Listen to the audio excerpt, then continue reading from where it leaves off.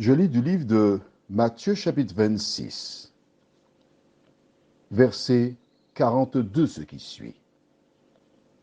Il s'éloigna une seconde fois et pria ainsi: Mon Père, s'il n'est pas possible que cette coupe s'éloigne sans que je la boive, que ta volonté soit faite. Prions. Notre Seigneur et notre Dieu, nous sommes en train de découvrir à travers ce récit comment l'homme doit prier et combien de fois doit-il s'adresser à Dieu pour un sujet précis. Merci pour l'éclaircissement que tu nous apportes et que nous puissions méditer, que ton esprit scelle dans notre cerveau la procédure appropriée. Nous t'en prions au nom de Jésus et pour ta gloire éternelle. Amen. Pour la seconde fois, Jésus va s'éloigner. Il va partir pour prier. Et à quoi ressemble la prière? À la première.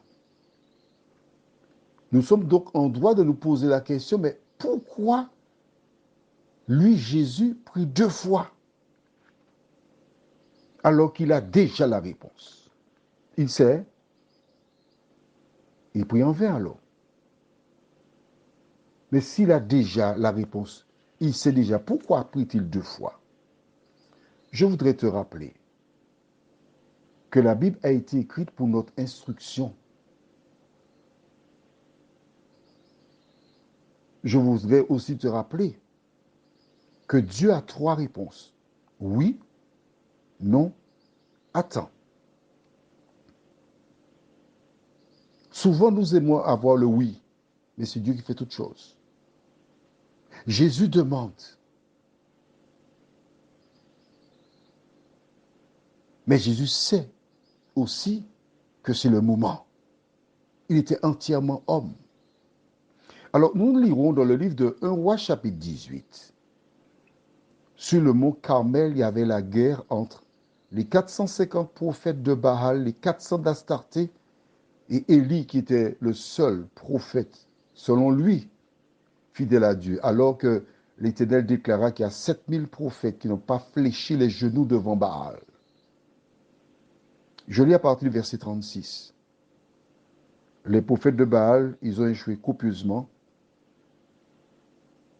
Au moment de la présentation de l'offrande, Élie, le prophète, s'avança et dit: Éternel, Dieu d'Abraham, d'Isaac et d'Israël, que l'on sache aujourd'hui que tu es Dieu en Israël, que je suis ton serviteur et que j'ai fait toutes ces choses par ta parole.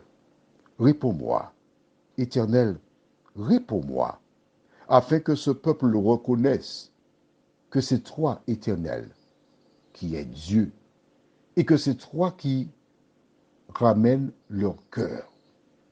Et le feu de l'Éternel tomba, et il consuma l'holocauste, le bois, les pierres et la terre. Et il absorba l'eau qui était dans le fossé. L'Éternel répondit instantanément. Pendant qu'il priait, l'Éternel exauça. Souvent, nous voulons que Dieu nous exauce ainsi. Mais à travers sa parole, Dieu nous montre aujourd'hui qu'il a différentes manières de procéder. Prions. Notre Seigneur et notre Dieu, combien nous sommes heureux, une fois de plus, d'apprendre de toi, de voir que tu nous entends, tu nous parles, tu nous exauces, selon ta volonté. Merci Seigneur. Pour ta parole, nous t'en prions. Au nom de Jésus et pour ta gloire éternelle. Amen. Que l'Éternel te garde et qu'il te bénisse. qu'il continue de te diriger tout au long de cette journée, que ses anges veillent sur toi et que tu aies recours constamment à la prière. Je te souhaite une bonne journée sous le regard de Dieu.